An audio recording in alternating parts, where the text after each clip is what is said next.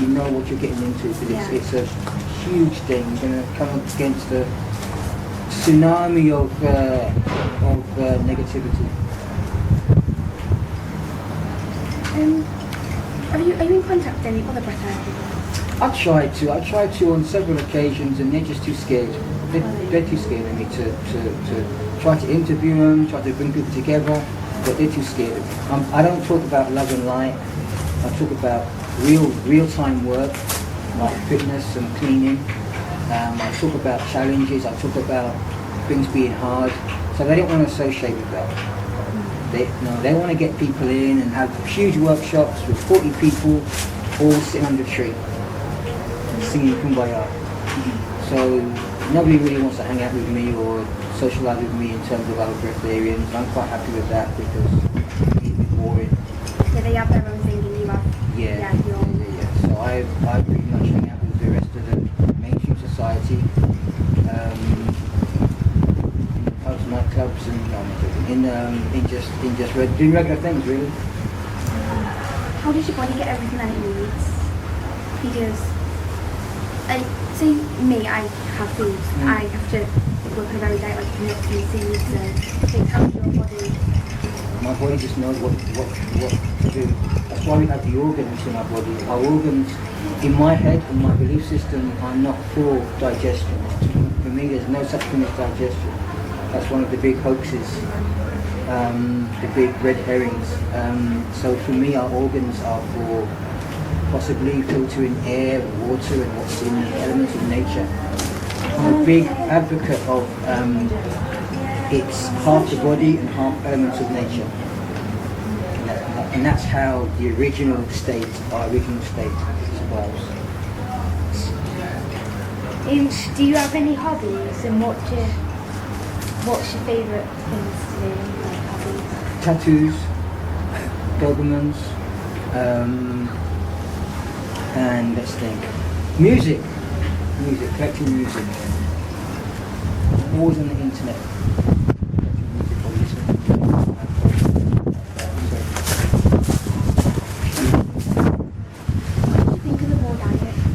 Yeah, the raw food diet. When I did it, Yeah. I thought it was the Holy Grail. But what it actually is it's the raw diet is a bridge, and the key is to get off cooked food. That's the key. When you can get off cooked food and when you can clean yourself out internally, you can do anything you want to in time, and evolve to anything you want to. Evolve to where you're supposed to be in time. Many people, when they get to the raw food diet, they stop their evolution. They stop their evolution through fear of not eating or drinking or whatever. They fear their evolution. So a lot of these people that started when I started, they should also be doing the same thing. Because the body is always trying to get to its original state and it won't stop. Unless you stop it, physically stop it. If you had like one wish, what would it be? For the world to be breatharian. And there to be no more chocolate on the planet. A whole chocolate ban. Chocolate is becoming extinct. Cocoa beans becoming extinct.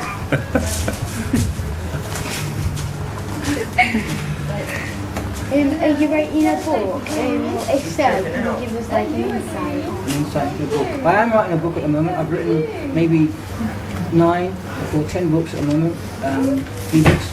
And this one is basically an account of my present experience. My present feelings.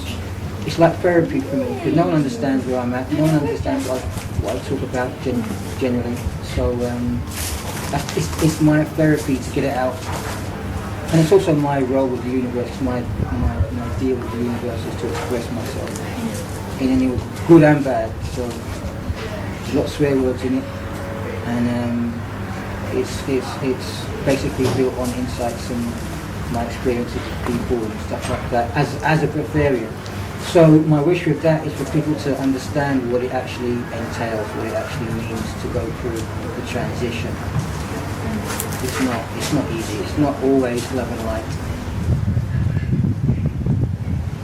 Do you ever feel like have that bit of thirst? Do you ever feel hungry or like your body needs something? Difficult question. Yes and no. I feel the memory. I feel the attachment sometimes, but I don't unless I'm really. Cause I have messed up as a breatharian a few times, maybe twice. One big one, and that was. I found that it's difficult to be in society sometimes, especially in a relationship with somebody else. It can be very stressful, and when it gets stressful like that, on top of what you have to go through as a breatharian, shall we say, the stresses of that, it can get on top of you. So you have to be on your game. You have to be 24/7. So sometimes you might think, what the heck, and just totally forget about the whole breatharian thing and go have 10 Haagen-Dazs, 10 buckets of Haagen-Dazs ice cream, you know. But that's not really because you want it. It's just because, for me, I'll speak for myself. It's just because I want to just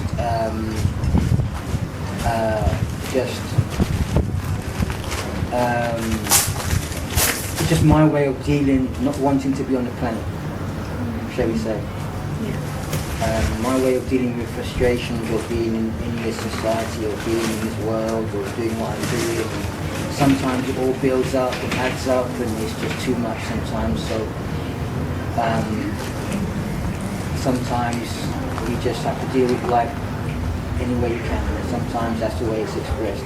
It's good to think of the positives of life as well, isn't it? That can. Yes, it's great to think of the positives of life. And you need to find those, and you need to find your own positives. That is such an important thing to do. Most of the time with me it gets overlooked because it's work. So that's a very good point to bring up. So you always have to look for the positives, and you always have to keep inviting those positives in. That's why I listen to like beautiful music.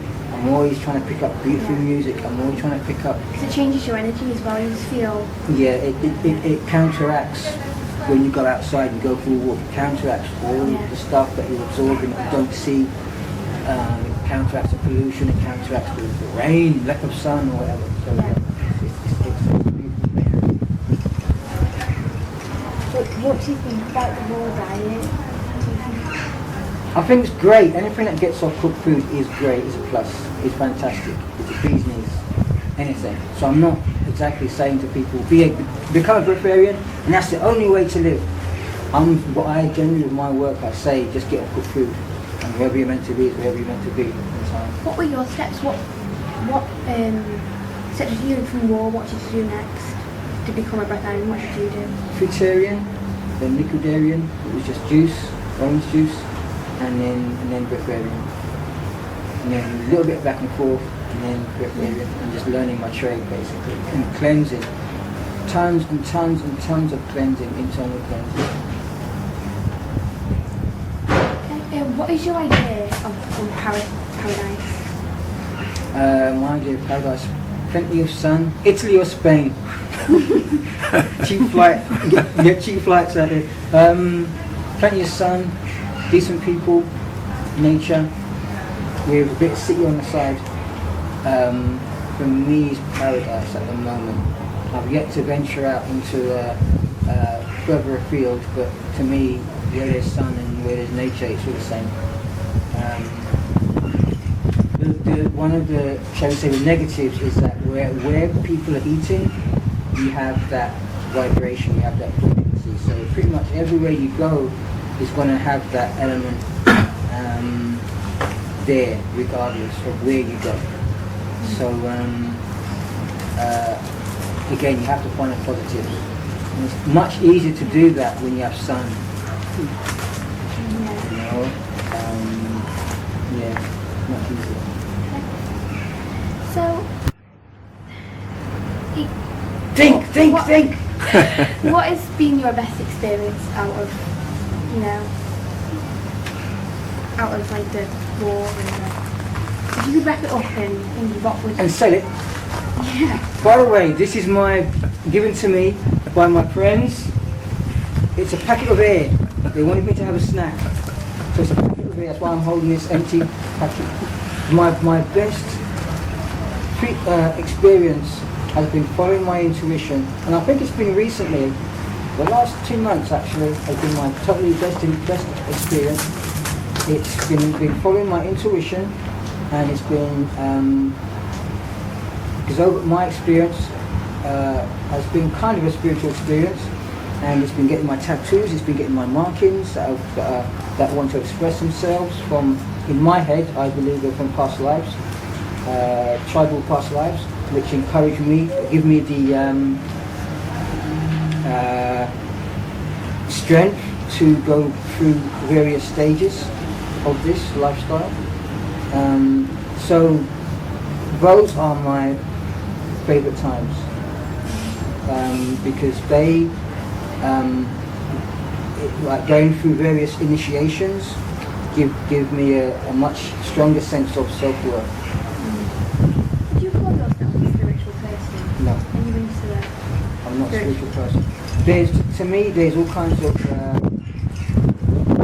there's real spirituality, which I believe is just life and overcoming challenges and getting back to your original state. Stripping away all the layers, all the attachments. To me, that is real spirituality. The stuff that they sell in books and cards and all this stuff, to me is a distraction that's making people less dependent on the real spirituality, which is having the strength to overcome challenges. What do you believe in then? Myself. I believe in myself and a higher self up there. I believe my life is already planned out, scripted. I just need to figure out